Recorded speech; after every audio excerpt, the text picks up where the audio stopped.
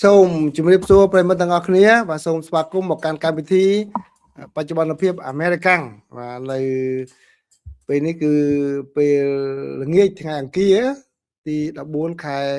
កក្កដាឆ្នាំ2026ម៉ោងនៅសហរដ្ឋអាមេរិកបាទដែលឡែកនៅកម្ពុជាហ្នឹងគឺពេលព្រឹកថ្ងៃពុធទៅហើយណាទី15ខែកក្កដាឆ្នាំ2026ឥឡូវនេះខ្ញុំបានមកដល់សហរដ្ឋអាមេរិកវិញហើយបាទនៅក្នុងកម្មវិធីបច្ចុប្បន្នភាពអាមេរិកាំងនេះខ្ញុំសម្រាប់ជ្រើសរើសយកព័ត៌មានសំខាន់ចំនួន3មកជម្រាបជូនប្រិយមិត្តទាំងអស់គ្នាបាទគឺព័ត៌មានទី1នេះគឺជាសេចក្តីរាយការណ៍របស់សារព័ត៌មាន The New York Times បាទ New York Times រាយការណ៍ថាឥឡូវនេះគឺសហរដ្ឋអាមេរិកបានចាប់ផ្ដើមបិទច្រកតាមនាវាសមុទ្រហ្នឹងឡើងវិញហើយជាមួយនឹងប្រទេសអ៊ីរ៉ង់ហើយបានចាប់ផ្ដើមបង្កើនការវាយប្រហារតាមប្រកាសទៅលើប្រទេសអ៊ីរ៉ង់ឡើងវិញបាទនេះជាការវិវត្តដែលទើបតែបានរាយការណ៍នៅមុននេះប្រហែលជា2ម៉ោងមុននេះតែប៉ុណ្ណោះហើយព័ត៌មានទី2នេះគឺជាសេចក្តីរាយការណ៍របស់សារព័ត៌មាន South China Morning Post South China Morning Post ទើបតែចេញផ្សាយនៅថ្ងៃទី15នោះទេបាទនៅថ្ងៃទី15ខែកក្កដានេះគឺជាការវិភាគមួយរបស់អ្នកជំនាញម្នាក់តាក់ទងជាមួយនឹងកិច្ចខិតខំប្រឹងប្រែងរបស់កម្ពុជានៅក្នុងការបន្ថយឬក៏ឈប់ពឹងផ្អែកខ្លាំងទៅលើប្រទេសជិតខាងដ៏ធំទាំងពីររបស់ខ្លួនបាទក៏ប៉ុន្តែនៅតែរក្សាការភ្ជាប់គ្នាបាទតំណែងតំណងនឹងគ្នាបាទប៉ុន្តែមិនសូវពឹងខ្លាំងទៅលើដង្ហើមគេដកដូចលើកមុនទេបាទតើកម្ពុជាប្រឈមនឹងបញ្ហាប្រឈមមុខនឹងអ្វីខ្លះនៅពេលដែលខ្លួនខិតខំមានឯករាជ្យភាពទៅលើសេដ្ឋកិច្ចរបស់ខ្លួនដោយមិនចង់ពឹងពាក់ខ្លាំងទៅលើប្រទេសជិតខាងនោះបាទហើយព័ត៌មានចុងក្រោយនេះគឺជារឿងនៅសហរដ្ឋអាមេរិកទេនៅថ្ងៃនេះខាងរដ្ឋសភារបស់សហរដ្ឋអាមេរិកបានបោះឆ្នោតដោយសម្លេងច្រើនលើសលប់គ្រប់គ្រងឲ្យរក្សាម៉ោងដដែលម៉ោងពីបច្ចុប្បន្ននេះគឺមិនចាំបាច់បដូរម៉ោងវិញត្រឡប់ថយក្រោយវិញឬក៏បន្ថែមម៉ោងទៀតទេដែលពលរដ្ឋអាមេរិកធ្លាប់តែធ្វើក្នុងមួយឆ្នាំ2ដងណាបាទគឺរក្សាដូចម៉ោងពីបច្ចុប្បន្ននេះជារៀងរហូតតែម្ដងក៏ប៉ុន្តែតើនៅព្រឹទ្ធសភានឹងអនុម័តឬយ៉ាងណាគឺរងចាំមើលសិនពីព្រោះអីនេះគឺជាការចង់បានរបស់លោកប្រធានាធិបតី Donald Trump ដែរប៉ុន្តែខាងព្រឹទ្ធសភានោះធ្លាប់បានជាប់គាំងម្ដងទៅហើយបាទនេះជាព័ត៌មានសំខាន់ដែលខ្ញុំចងក្រងសម្រាប់ប្រិយមិត្តទាំងអស់គ្នាបន្ទាប់ពីអាខានអស់រយៈពេលជាច្រើនថ្ងៃណាបាទអញ្ចឹងព័ត៌មានទី1ឥឡូវសូមជូនព័ត៌មានពិស្ដារណាព័ត៌មានទី1នេះគឺជាសេចក្តីរាយការណ៍របស់សារព័ត៌មាន The New York Times បាទបើយោងតាមសេចក្តីរាយការណ៍របស់សារព័ត៌មាន The New York Times ឲ្យដឹងថានៅថ្ងៃអង្គារនេះនៅថ្ងៃហ្នឹងមុននេះបន្តិចគឺលោកប្រធានាធិបតី Donald Trump លោកបានដកថយវិញហើយពីផែនការរបស់លោកក្នុងការធ្វើយ៉ាងណាដកហូតតម្លៃយកតម្លៃនៃការដែលអនុញ្ញាតឲ្យនាវាដឹកទំនិញឆ្លងកាត់ច្រកសមុទ្រ Hormuz បាទហើយកាលពីកន្លងមកលោកថានាវាណាដែលឆ្លងកាត់ច្រកសមុទ្រ Hormuz ដើម្បីឲ្យបានសុខសន្តិភាពឲ្យបានសុវត្ថិភាពនោះគឺសហរដ្ឋអាមេរិកនឹងផ្ដល់ការការពារសុវត្ថិភាពជូនប៉ុន្តែសហរដ្ឋអាមេរិកនឹងបាននឹងយកតម្លៃការពារនេះក៏ប៉ុន្តែឥឡូវនេះលោកដកថយពីការចង់ដាក់យកតម្លៃការពារនេះវិញហើយប៉ុន្តែគឺលោកជំរុញឲ្យមានការបិទច្រកសមុទ្រនៅច្រកសមុទ្រ Hormuz នឹងឡើងវិញហើយបាទហើយការដែលធ្វើនោះគឺលោកថាចាប់ផ្ដើមនៅម៉ោង4រសៀលម៉ោងនៅខាងឆ្នេរសមុទ្រខាងកើតគឺបានន័យថាត្រូវជាម៉ោង3ព្រឹកមិញបាទ3ព្រឹកមិញម៉ោងនៅកម្ពុជានោះគឺចាប់ផ្ដើមបិទហើយលែងឲ្យមាននាវាឆ្លងកាត់ថែមទៀតហើយបាទបើសិនជាសហរដ្ឋអាមេរិកមិនអនុម័តយល់ព្រមឲ្យឆ្លងកាត់នោះទេបាទកងកម្លាំងរបស់សហរដ្ឋអាមេរិកវិញក៏បានបើកការវាយប្រហារជាថ្មីផងដែរទៅលើខាងទីតាំងរបស់អ៊ីរ៉ង់នៅទូទាំងប្រទេសតែម្ដងនៅថ្ងៃអង្គារនេះបាទដើម្បីជាការមួយសងសឹកទៅនឹងការដែលខាងអ៊ីរ៉ង់បានវាយប្រហារមកលើនាវាដឹកទំនិញជាច្រើនហើយនេះគឺជាការបង្កើននៅយុទ្ធនាការវាយប្រហារទម្លាក់គ្រាប់បែកតាមអាកាសមកទៅលើប្រទេសអ៊ីរ៉ង់ដែលសហរដ្ឋអាមេរិកបានចាប់ផ្ដើមវាយប្រហារតាំងពី4ខែមកហើយជាង4ខែមកហើយទៅលើប្រទេសអ៊ីរ៉ង់ដែលធ្វើឲ្យ មានការល្អកកបាទរវាងប្រទេសទាំងពីរនេះកាន់តែខ្លាំងឡើងក្នុងខណៈពេលដែលខិតខំព្យាយាមស្វែងរកដំណោះស្រាយបញ្ចប់សង្គ្រាមនេះដោយសន្តិវិធីបាទឥឡូវនេះគឺប្រទេសទាំងពីរខិតខំធ្វើយ៉ាងណាគ្រប់គ្រងទៅលើច្រកសមុទ្រ Hormuz នឹងឲ្យបានថាតើអ្នកណាគ្រប់គ្រងកន្លែងហ្នឹងគឺសំខាន់ណាស់ពីព្រោះវាជាច្រកសេដ្ឋកិច្ចសម្រាប់ពិភពលោកផងដែរដែលអាចនឹងដាក់សម្ពាធទៅលើសហរដ្ឋអាមេរិកប្រសិនបើអ៊ីរ៉ង់បិទច្រកសមុទ្រនេះមិនឲ្យឆ្លងកាត់បាទហើយលោកប្រធានាធិបតីនៅថ្ងៃអង្គារនេះបានផ្ដល់បទសម្ភាសន៍ជាមួយនឹងទូរទស្សន៍នៅក្នុងសហរដ្ឋអាមេរិកដោយបានបញ្ជាក់ថាគឺសហរដ្ឋអាមេរិកនឹងវាយប្រហារកាន់តែខ្លាំងឡើង hit very hard តែម្ដងបាទវាយប្រហារកាន់តែខ្លាំងឡើងបាទពេញមួយសប្តាហ៍ក្រោយមកចឹងបានន័យថាលោកបានបង្ហាញឲ្យដឹងនៅសប្តាហ៍ក្រោយលោកថានឹងវាខ្លាំងតែម្ដងដែលជាតាក់ទិកនៃការប្រកាសរបស់លោកប្រធានាធិបតីក្នុងការបង្ខំឲ្យអ៊ីរ៉ង់ចូលតុចរចាឬក៏យល់ព្រមតាមលក្ខខណ្ឌដែលសហរដ្ឋអាមេរិកបានដាក់បាទដូច្នេះនេះគឺជាការវិវត្តមួយដែលលោកប្រធានាធិបតីថាលោកនឹងវាយប្រហារទៅលើហេដ្ឋារចនាសម្ព័ន្ធស៊ីវិលផងដែរបាទក្នុងនោះមានដូចជាស្ពានហើយនឹងកន្លែងរោងចក្រអគ្គិសនីបាទដែលតាមច្បាប់អន្តរជាតិគឺបើកាលណាហ៊ានវាយប្រហារទៅលើហេដ្ឋារចនាសម្ព័ន្ធទាំងអស់នោះគឺជាគេហៅថាជាអក្រិតកម្មសង្គ្រាមហើយគឺវាប្រហារទៅលើគោលដៅស៊ីវិលណាបាទហើយក៏ប៉ុន្តែលោកប្រធានាធិបតីក៏ធ្លាប់បានថ្លែងពីពេលមុនមកដែរថាលោកនឹងកំទេចប្រទេសអ៊ីរ៉ង់ឲ្យវិលត្រឡប់ទៅយុគសម័យថ្មឡើងវិញនោះបាទដែលពាក្យសម្ដីនោះគឺតាមអ្នកជំនាញច្បាប់អន្តរជាតិគេថាគឺជាការប្រកាសធ្វើសង្គ្រាមទៅលើហេដ្ឋារចនាសម្ព័ន្ធស៊ីវិលដែលសមនឹងការទទួលការកាត់ទោសពីបទឧក្រិដ្ឋកម្មសង្គ្រាមហើយបាទជាបទល្មើសឧក្រិដ្ឋកម្មសង្គ្រាមបាទនេះគឺជាព័ត៌មានទី1អញ្ចឹងដូច្នេះផលប៉ះពាល់ដែលនឹងកើតមានឡើងពីការបិទច្រកនេះឡើងវិញទៅលើតម្លៃប្រេងនិងតម្លៃនៃការដឹកទំនិញអន្តរជាតិនេះគឺនៅមិនទាន់មានសេចក្តីរាយការណ៍នៅឡើយទេបាទអញ្ចឹងក៏ប៉ុន្តែនៅប្រទេសកម្ពុជាខ្ញុំឃើញពេលដែលខ្ញុំទៅមករយៈនេះគឺតម្លៃប្រេងគឺមានការគ្រប់គ្រងល្អដែរណាគ្រប់ស្ថានីយ៍ទូទាំងប្រទេសតែម្ដងគឺតម្លៃដូចថេនៅកន្លែងខ្លះលើខ្វះគ្នា50 100ទេបាទអញ្ចឹងតើវាមានផលប៉ះពាល់ទៅលើបណ្ដាប្រទេសនានាយ៉ាងម៉េចគឺមិនទាន់មានសេចក្តីរាយការណ៍នៅឡើយទេណាបាទហើយព័ត៌មានទី2នេះគឺជាមតិទេបាទមតិរបស់អ្នកជំនាញមួយរូបគឺលោក Stefano Arroghi បាទលោកបានធ្វើបទវិភាគមួយពាក់ព័ន្ធជាមួយនឹងកិច្ចខិតខំប្រឹងប្រែងរបស់កម្ពុជានៅក្នុងការបន្ថយការពឹងផ្អែកទៅលើ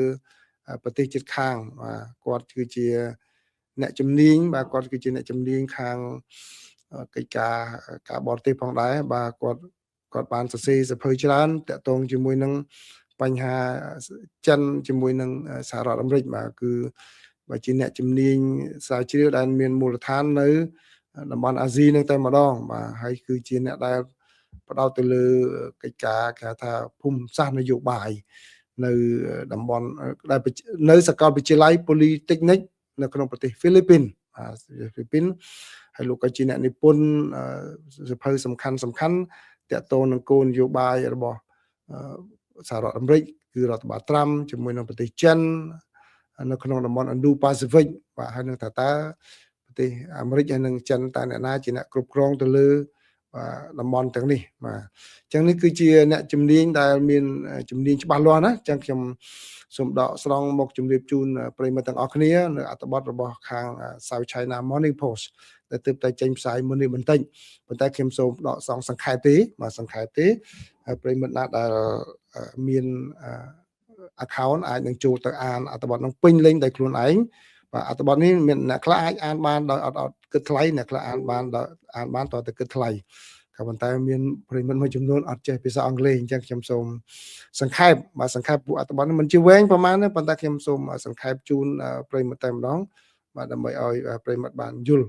ថាតើអ្នកជំនាញគាត់មើលឃើញយ៉ាងម៉េចអំពីស្ថានភាពនៅកម្ពុជានិងកិច្ចខិតខំប្រឹងប្រែងរបស់កម្ពុជាក្នុងការមិនពឹងផ្អែកដង្ហើមដកបាទទៅលើប្រទេសជិតខាងនោះបាទអញ្ចឹងក្នុងអត្ថបទនេះគឺមាន7ចំណុចសំខាន់ដែលគាត់បានលើកឡើងគឺបាទទី1តកតងជាមួយនឹងការតភ្ជាប់បាទហើយ រវាងប្រទេសកម្ពុជាថៃកម្ពុជាវៀតណាមហើយនឹងតំបន់ផ្សេងៗទៀតហ្នឹងលោកថាវាជារឿងមួយជារឿងនយោបាយបាទជារឿងនយោបាយនៅក្នុងប្រទេសកម្ពុជាដោយកម្ពុជាបានធ្វើការវិនិយោគយ៉ាងច្រើនទៅលើខាងហេរចនាហេដ្ឋារចនាសម្ព័ន្ធដឹកជញ្ជូនបានតែផ្លូវថ្នល់ផ្លូវទឹកឯសម្រាប់ការដឹកជញ្ជូនផ្លូវអាកាយហ្នឹងហើយនឹងខាងការសម្ភារៈបាទសម្ភារៈភស្តុភារដែលកម្ពុជាវិនិយោគទៅលើហ្នឹងបាទហើយលោកបានចាត់ទុកថាកិច្ចខិតខំប្រឹងប្រែងរបស់កម្ពុជាក្នុងការធ្វើដូច្នេះនោះគឺវាមានលក្ខណៈជាអតិភិបខាងនយោបាយហើយនឹងការទូតរបស់កម្ពុជាចាំបានថាកម្ពុជាផ្ដោតមកជាហៅថាជាឆន្ទៈនយោបាយនៅក្នុងប្រទេសកម្ពុជាបាទដែលកម្ពុជាបានផ្ដោតនឹងក៏ថារយៈពេល20ឆ្នាំមកហើយមកជា20ឆ្នាំមកហើយបាទហើយគឺឥឡូវនេះគឺបាទគឺដោយជំរុញទៅដោយមានកត្តាសេដ្ឋកិច្ចផងកត្តាដាក់សម្ពាធពីបណ្ដាប្រទេសមហាអំណាចដែលខិតខំប្រកួតប្រជែងគ្នាដើម្បីឧត្តមភាពនៅក្នុងតំបន់នោះផងដូច្នេះកម្ពុជាមើលឃើញអំពីសក្តានុពលដែលមានការប្រកួតប្រជែងអញ្ចឹងនៅផលប៉ះពាល់ទៅលើប្រទេសរបស់ខ្លួនក៏ខិតខំប្រឹងប្រែងនៅក្នុងការបង្កើននៅហេដ្ឋារចនាសម្ព័ន្ធដឹកជញ្ជូនរបស់ខ្លួននឹងផងដែរបាទហើយចំណុចទី2ដែលលោកសាស្ត្រាចារ្យបានវិភាគនោះលោកបានឲ្យតម្លៃថាចំនួនព្រំដែនរវាងកម្ពុជានិងថៃនៅឆ្នាំ2024 2025នោះវាគឺជាគេថាជាចំណុចមួយបាទដែលរបត់ថ្មីមួយដែលធ្វើឲ្យកម្ពុជានឹងគឺត្រូវតែវិនិយោគនឹងគិតគូរទៅលើច្រករបស់ខ្លួននៃដង្ហើមសេដ្ឋកិច្ចរបស់ខ្លួនហ្នឹងបាទពីព្រោះអីតាំងពីពេលមុនមករហូតដល់ខែឧសភាឆ្នាំ2025បើតាមលោកសាស្ត្រាចារ្យបានបញ្ជាក់ថាគឺប្រទេសកម្ពុជានឹងបានពឹងផ្អែកយ៉ាងខ្លាំងទៅលើផ្លូវថ្នល់របស់ថៃហើយនិងកំពង់ផែរបស់ថៃក្នុងការនាំទំនិញទៅទីផ្សារអន្តរជាតិបាទបូកជាមួយនឹងការនាំចូលនៅប្រេងបាទពីប្រទេសថៃហើយនិងធម្មពលបាទនាំប្រេងធម្មពលពីប្រទេសថៃមកបាទហើយនៅពេលដែលព្រំដែនបានបិទបន្ទាប់ពីមានការប៉ះទង្គិចគ្នាប្រដាប់អាវុធរយៈពេលខ្លីនោះគឺបានបង្ហាញឲ្យឃើញថាកម្ពុជាគឺមានភាពងាយរងគ្រោះអញ្ចឹងហើយនេះជាសំណួរមួយដែលខាងថ្នាក់ដឹកនាំកម្ពុជាបានលើកឡើងអំពីថាតើកម្ពុជាត្រូវធ្វើយ៉ាងណារក្សានូវភាពស៊ូទ្រាំខាងផ្នែកសេដ្ឋកិច្ចរបស់ខ្លួនបាទអញ្ចឹងហើយបានជាមានការវិនិយោគហើយចំណុចទី3គឺលោកបាននិយាយថា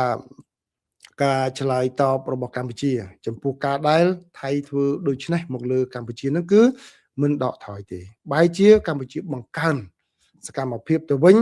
បាទក្នុងការវិនិយោគទៅលើហេដ្ឋារចនាសម្ព័ន្ធឬក៏ទៅលើការស្វែងរកពិពិធកម្មទីផ្សារនិងកន្លែងផ្គត់ផ្គង់របស់ខ្លួនគឺបាទលោកថាចាប់តាំងពីមានបទជបាញ់គ្នាមកគឺខាងទីក្រុងភ្នំពេញបាទគឺបង្កើននៅគម្រោងជាច្រើនដែលមានលក្ខណៈតភ្ជាប់ទៅពិភពខាងក្រៅហើយនឹងធ្វើយ៉ាងណាខិតខំដំឡើងខ្លួនឯងនឹងឲ្យខ្លាយទៅជាគេថាមជ្ឈមណ្ឌលទំនាក់ទំនងសម្រាប់តំបន់តែម្ដងបាទន័យថាលើកមុនពឹងគេពឹងថៃពឹងអីហ្នឹងគឺជាមជ្ឈមណ្ឌលសម្រាប់តភ្ជាប់តំបន់ឬក៏ពឹងនៅខាងកូរ៉េឬក៏នៅខាងតៃវ៉ាន់អីហ្នឹងបាទឥឡូវនេះគឺកម្ពុជាកំពុងតែពង្រឹងខ្លួនឯងឲ្យខ្លាយទៅជាមជ្ឈមណ្ឌលដែលតភ្ជាប់ទៅតំបន់នានានៅក្នុងគេថាតំបន់អនុមេគង្គបាទមហាតំបន់អនុមេគង្គអនុតំបន់មេគង្គណាបាទដើម្បីធ្វើយ៉ាងណាឲ្យមានខាងឯករាជ្យភាពខាងសេដ្ឋកិច្ចរបស់ខ្លួននោះហើយចំណុចទី4គឺលោកបានមើលឃើញថាគោលបំណងដែលកម្ពុជាធ្វើដូច្នេះនេះគឺដើម្បីកាត់បន្ថយការពឹងផ្អែកយ៉ាងខ្លាំងទៅលើប្រទេសជិតខាងទាំងពីរគឺប្រទេសថៃហើយនិងប្រទេសវៀតណាមបាទគឺជាពិសេសនៅលើថៃនេះគឺការធ្វើចរាចរណ៍ខាងផ្លូវគោកបាទហើយនឹងនៅខាងវៀតណាមនោះគឺចរាចរណ៍ខាងផ្លូវទន្លេអញ្ចឹងដូច្នេះបាទយើងដឹងគឺយើងចូលវៀតណាមទំនិញមកតាមច្រកទន្លេមកកំពង់ផែភ្នំពេញហ្នឹងបាទពឹងផ្អែកខ្លាំងទៅខាងវៀតណាមហើយដឹកទំនិញទៅក្រៅចំនួនទៀតតាមថៃអញ្ចឹងឥឡូវកម្ពុជាប្រឹងពង្រឹងខ្លួនឯងនោះគឺមិនចង់ពឹងផ្អែកដង្ហើមប្រទេសទាំងពីរនោះខ្លាំងពេក ហើយនៅក្នុងការធ្វើដូច្នេះគឺជាការផ្ដោតអារម្មណ៍មួយដែលយកកំពង់ផែក្រុងព្រះសីហនុបាទធ្វើជាការផ្ដោតអារម្មណ៍ខ្លាំងបាទគឺកំពង់ផែក្រុងព្រះសីហនុនេះគឺជាកំពង់ផែទឹកជ្រៅរបស់កម្ពុជាដែលកម្ពុជាមានតែមួយគត់ហើយនឹងក៏ជាតំបន់ច្រកចេញនៅខាងសមុទ្ររបស់កម្ពុជាផងដែរកំពង់ផែនេះមានសក្តានុពលខ្លាំងណាដោយឥឡូវនេះគឺបើតាមសេចក្តីរាយការណ៍របស់លោកសាស្ត្រាចារ្យបានឲ្យដឹងថាគឺកម្ពុជានៅអាជ្ញាធរកំពង់ផែរបស់កម្ពុជានេះឥឡូវនេះគឺរំពឹងថានឹងបង្កើនចរាចរណ៍ទំនិញឆ្លងកាត់ទៅតំបន់ហ្នឹងគឺឲ្យឡើងពី30%រហូតដល់98%នៅឆ្នាំ2027បាទនៅក្នុងនោះគឺជាការមួយបង្ហាញនៅក្នុងសកម្មភាពដែលកម្ពុជាខិតខំប្រឹងប្រែងហ្នឹងគឺមានការខិតខំប្រឹងប្រែងរក្សាតុល្យភាពឬក៏លំនឹងរវាងប្រទេសចិនបារាំងជប៉ុនថៃហើយនឹងក្រុមហ៊ុននៅក្នុងស្រុកផងដែរចាំបានន័យថាខិតខំចែកផលប្រយោជន៍មិនឲ្យប៉ះពាល់ទៅលើប្រទេសណាមួយបានន័យថាមិនយកមួយចោលមួយទេបាទថ្លឹងថ្លែងតែម្ដងដែលកម្ពុជាខិតខំប្រឹងប្រែងនេះបាទទូយ៉ាងដូចជាផ្លូវ highway ដែលភ្ជាប់ពីភ្នំពេញទៅខាងក្រុងព្រះសីហនុនេះគឺជាផ្នែកមួយនៃគម្រោងក្រវ៉ាត់ផ្លូវពាណិជ្ជកម្មរបស់ខាងប្រទេសចិនដែលបានវិនិយោគទៅលើខាងកម្ពុជាបាទហើយចំណុចមួយទៀតនោះគឺខាងចិនបាទនៅតែជាដៃគូបាទដៃគូដែលគ្របដណ្ដប់ពីខាងក្រៅដដែលបាទដោយបានបញ្ជាក់ផងតែថាគម្រោងព្រែកជីកហ្វូណនដេជោដែលមានចម្ងាយ180គីឡូម៉ែត្រនេះបាទគឺជាការវិនិយោគដែលមានទឹកប្រាក់ $1.7 លានពីខាងប្រទេសចិនដើម្បីភ្ជាប់ជាមួយនៅទីក្រុងភ្នំពេញបាទទៅក្រុងព្រះសីហនុនិងសមុទ្រដោយផ្ទាល់តែម្ដងបាទឥឡូវនេះគឺកំពុងតែសាងសង់ដល់ឡៃទេដោយមានការផ្ដល់ហិរញ្ញប្បទានពីប្រទេសចិនមកហើយគឺអ្នកដែលគ្រប់គ្រងខ្លាំងបាទអ្នកដែលគ្រប់គ្រងខ្លាំងទៅលើគម្រោងនេះគឺបាទនេះគឺជាវគ្គដែលតកំពង់ផែណាបាទអ្នកដែលគ្រប់គ្រងខ្លាំងគឺបើតាមសេចក្តីរាយការណ៍នេះគឺបាទនាយករដ្ឋមន្ត្រីរបស់កម្ពុជាគឺលោកហ៊ុនម៉ាណែតបាទលោកហ៊ុនម៉ាណែតគឺជាអ្នកគ្រប់គ្រងយ៉ាងខ្លាំងក្លានៅក្នុងការធ្វើយ៉ាងណាជំរុញឲ្យប្រទេសកម្ពុជាបាទคล้ายទៅជាប្រទេសដែលមានចំណូលមធ្យមកម្រិតខ្ពស់បាទកម្រិតខ្ពស់នៅក្នុងប្រទេសកម្ពុជាបាទក៏ប៉ុន្តែអ្នកជំនាញក៏បាននិយាយឲ្យដឹងផងដែរថាការដែលកម្ពុជាខិតខំបង្កើននៅសកម្មភាពទំនាក់ទំនងខាងផ្លូវទឹកហ្នឹងក៏អាចនឹងប្រឈមមុខនឹងការបង្កើតនៅការថាទំនាស់ជាមួយនឹងឬក៏ការមិនពេញចិត្តជាមួយនឹងប្រទេសវៀតណាមផងដែរបាទដោយប្រទេសវៀតណាមគាត់យកហេតុផលថាមានការព្រួយបារម្ភពីផលប៉ះពាល់ខាងផ្នែកបរិស្ថានទៅដល់ប្រទេសរបស់គាត់ហើយនឹងការបាត់បង់ពីចំណូលពីការដឹកជញ្ជូនតាមផ្លូវទឹកដែលធ្លាប់បានយកពីប្រទេសពីនាវាដែលចូលមកប្រទេសកម្ពុជាហើយក៏បារម្ភពីខាងឥទ្ធិពលរបស់ប្រទេសចិនដែលមានកាន់តែខ្លាំងឡើងទៅលើប្រទេសកម្ពុជាបាទអញ្ចឹងគឺដូច្នេះគឺវៀតណាមគាត់មាន3ចំណុចហ្នឹងដែលគាត់បានលើកឡើងដែលអ្នកជំនាញបានយកមកគូបង្ហាញហើយបាទដូច្នេះកម្ពុជាគឺបានបង្ហាញនៅយុទ្ធសាស្ត្ររបស់ខ្លួនថាការកសាងហេដ្ឋារចនាសម្ព័ន្ធរូបវន្តនេះបាទគឺជាភូមិសាស្ត្រហើយនិងភូមិសាស្ត្រនយោបាយដ៏សំខាន់របស់ប្រទេសកម្ពុជានឹងគឺរឿងទាំងពីរនេះជារឿងពីរដែលมันអាចនឹងបំបែកពីគ្នាបានទេបាទជារឿងភូមិសាស្ត្រនយោបាយផងជារឿងមួយកសាងហេដ្ឋារចនាសម្ព័ន្ធរបស់ខ្លួនផងហើយលោកបានសន្និដ្ឋានថាដើម្បីធ្វើឲ្យកិច្ចការនេះបានជោគជ័យបាននៅក្នុងពេលអនាគតនោះគឺការភ្ជាប់ទំនាក់ទំនង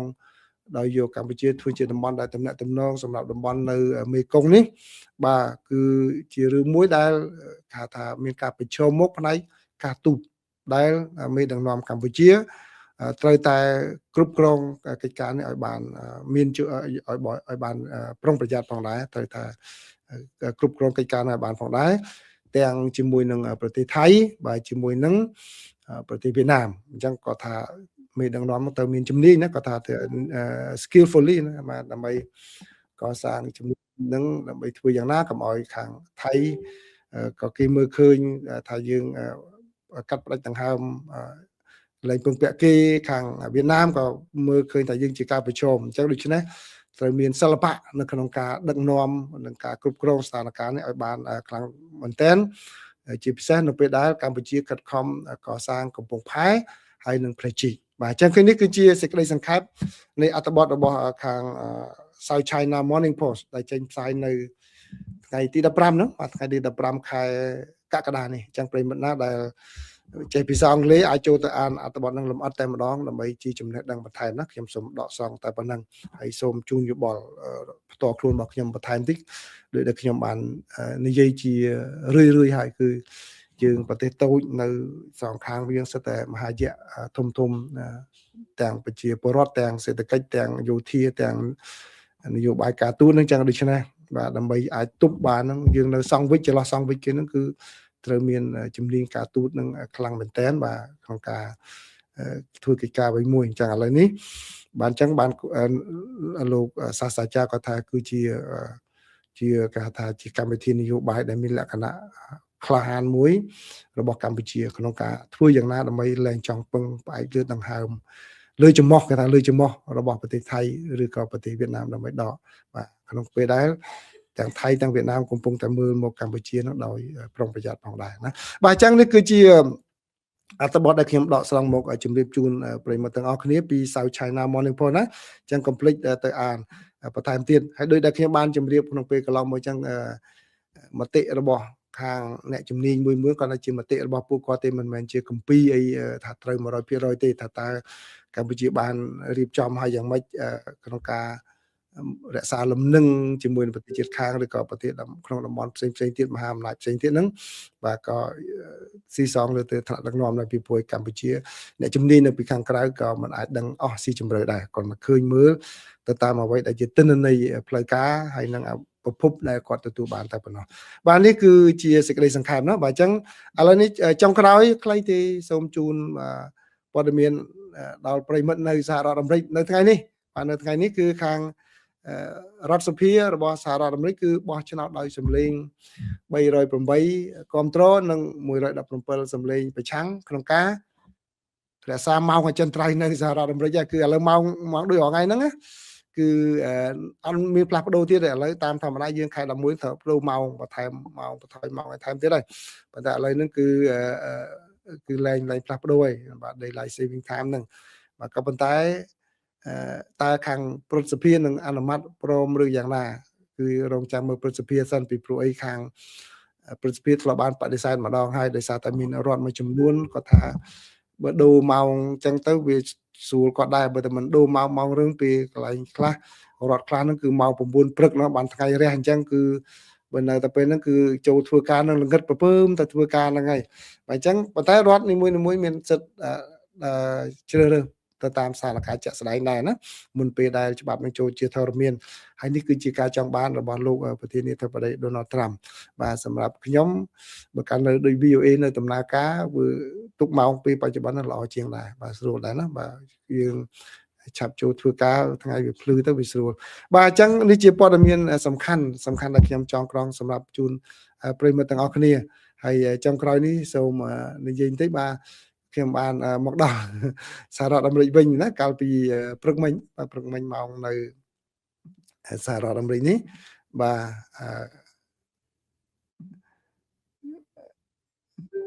ាទគឺប្រហែល8 9ម៉ោងមុននេះបាទអត់បញ្ហាទេបាទធ្វើដំណើរបានសុខស្រួលគ្រាន់តែបាទតឹងច្មោះបន្តិចណាបាទអញ្ចឹងសូមអរគុណប្រិមិត្តមួយចំនួនដែលបានមកជួបដោយផ្ទាល់ហើយប្រិមិត្តមួយចំនួនដែលជួបគ្នាតាមផ្លូវដោយចៃដន្យបាទដោយចៃដន្យឃើញគាត់មានការគ្រប់គ្រងគាត់ផ្ដល់យោបល់គាត់សំណូមពរមកខ្ញុំច្រើនដែរណាបាទហើយក៏អធិស្ឋានចំពោះមិត្តភ័ក្តិមួយចំនួនមិត្តភ័ក្តិជិតស្និទ្ធផងបាទមិនបានជួបគ្នាដោយផ្ទាល់បាទតាក់ទងគ្នាមិនបានទៅជួបវិញដោយសារតែកម្មវិធីគាត់រវល់ខ្ញុំក៏រវល់បាទមិនបានជួបគ្នាអញ្ចឹងនៅខែ11ឆ្នាំ2027បាទនឹងទៅមួយសាទៀតបាទទៅមួយសាទៀតការក្មួយនឹងការក្មួយនៅ2027អញ្ចឹងនឹងទៅម្ដងទៀតអាចនឹងជួបគ្នាបើជាទៅលើក្រោយនេះទៅយូរបន្តិចបាទឥឡូវនេះគឺបានទៅតែ2អាទិត្យថ្ងៃ27យប់27 ចុះចតហើយយប់ថ្ងៃទី13ចេញមកវិញបាទអញ្ចឹងបាន2សប្តាហ៍ហើយបានទៅដល់សៀមរាបទៅដល់ប៉ោយប៉ែតបាទជំរុំជនភៀសសឹកនៅភូមិរងចាំហើយនឹងតាមច្រកបណ្ដោយព្រំដែនបាទព្រំដែនលើផ្លូវលេខ58ហ្នឹងបាទមិននឹកស្មានថាបានទៅផ្លូវលេខ58ហ្នឹងប៉ុន្តែគាត់ថាទៅដល់ភូមិរងចាំហ្នឹងទៅសួរប្រជាពលរដ្ឋនៅហ្នឹងគាត់ថាអត់ទេទៅបានគេអត់បិទផ្លូវទេអាចទៅបានគាត់ថាប្រហែល9គីឡូទេដល់ហើយអញ្ចឹងក៏សម្រាប់ជាមួយនឹងគ្នាខ្ញុំដែលទៅហ្នឹងក៏បើកតទៅទៀតទៅបាទបើកតទៅទៀតទៅវង្វេងផ្លូវដែរហ្នឹងកាលពិតទៅបើកទៅចង់ទៅដល់ភូមិជោគជ័យគេទៅពីខាងភូមិរងចាំនោះវាទៅបត់ឆ្វេងប៉ុន្តែអត់ដឹងបត់ស្ដាំទៅអស់ច្រើនគីឡូដែរតែឆ្ងាយទៅបានឈប់សួរខាងបងកងទ័ពនៅហ្នឹងគាត់ថាអត់ទេខុសទិសហើយត្រឡប់ទៅក្រោយវិញបាទវិញផ្លូវមករយៈទៅបាទត្រឡប់ថយក្រោយវិញបាទឃើញស្ថានភាពជាក់ស្ដែង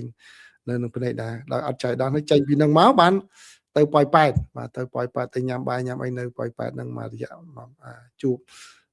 ប្រិមត្តមួយចំនួនដែរហើយនឹងឃើញមើលផ្សាររាត្រីផ្សារអីនៅហ្នឹងដែរឃើញស្ថានភាពនៅទីហ្នឹងដែរ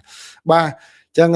មានរឿងច្រើនដែលខ្ញុំនឹងបន្តចែករំលែកជាបន្តគាត់ថាអ្វីដែលជាសាររបស់ខ្ញុំហ្នឹងគឺអរគុណចំពោះការគ្រប់គ្រងអរគុណចំពោះការស្វាគមន៍បាទទាំងពេលខ្ញុំទៅដល់គឺបាយមានប្រិមត្តនៅខាង airport នឹងច្រើនគាត់ជួបសុំថតរូបជាមួយរួមទាំងមន្ត្រីប៉ូលីសនៅក្នុងផងដែរតែប៉ូលីសដែលខ្ញុំធ្លាប់ស្គាល់ពីមុនមកដែរគាត់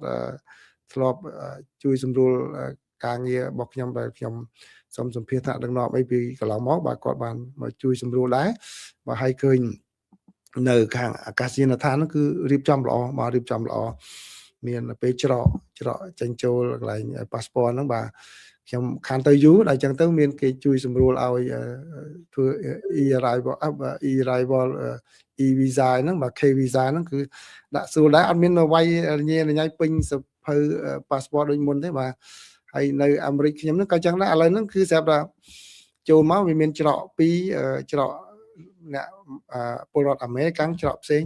ហើយខំកាន់ទិញ passport មកកាន់ស្រាប់ខាងពលានតើវាថាមិនតែការ passport គាត់នឹងយកទៅមុខទៅបង្ហាញមុខអេក្រង់ទៅបានគាត់នឹងដាក់អេក្រង់លោតពុបគាត់ថា pass ឲ្យចូលទៅបាននេះមួយយ៉ាងដែរឥឡូវនោះបច្ចេកវិទ្យាទំនើបហើយនៅកម្ពុជាឃើញពេលចូលទៅនឹងដាក់មានកញ្ចៅដៃប៉ុន្តែពេលចេញវិញអត់ទេគាត់ថាមើលទៅច្រកគេហ្នឹងបាទមានច្រកគេដាក់ scan passport ចេញមកស្រួលបាទល្អមែនទែនប៉ុន្តែមានរឿងមួយនេះទៀតដែលខ្ញុំចង់ចែករំលែកជាមួយប្រិមិត្តផងដែរបាទខ្ញុំទើបតែបានដឹងក្នុងពេលទៅកម្ពុជាហ្នឹងសួរគេបានគេដឹងគឺគេអនុវត្តយូរហើយប៉ុន្តែខ្ញុំទើបតែដឹងគឺជាពិសេសអ្នកនៅសហរដ្ឋអាមេរិកគឺពេលដែលយើងចង់ធ្វើ